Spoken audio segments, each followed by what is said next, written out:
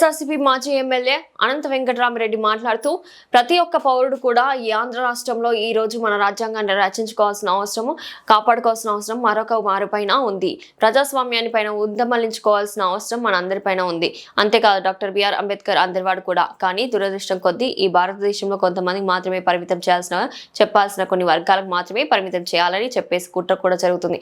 అటువంటి వాళ్ళను ఈ దేశంలో కూడా తిప్పికొట్టాల్సిన అవసరం ఉంది.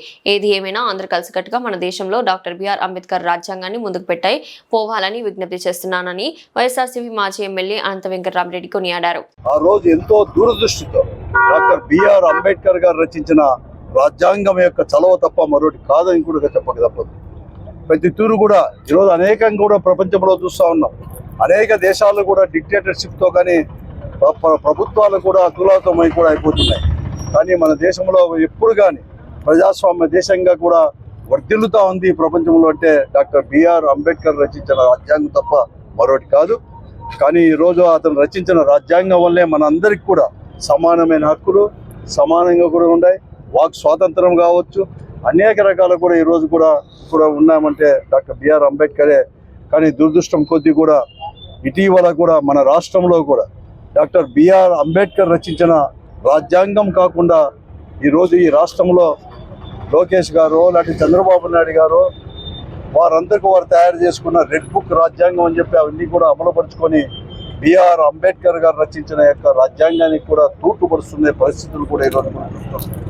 కాబట్టి ప్రతి ఒక్క పౌరుడు కూడా ఈ ఆంధ్ర రాష్ట్రంలో ఈరోజు మనం ఈ రాజ్యాంగాన్ని కూడా రక్షించుకోవాల్సిన అవసరము, మనం కాపాడుకోవాల్సిన అవసరము, మరొక ప్రజాస్వామ్యాన్ని కూడా పునరుద్ధరించుకోవాల్సిన అవసరం కూడా ఈరోజు మన అందరిపైన కూడా బాధ్యత ఉంది. దానికి ప్రతి ఒక్కరు కూడా శ్రీకారం చుట్టాల్సిన అవసరం కూడా ఉంది అని చెప్పేసి కూడా ప్రజలందరికీ కూడా ఈ ఆంధ్రప్రదేశ్లో కూడా విజ్ఞప్తి కూడా చేస్తున్నారు.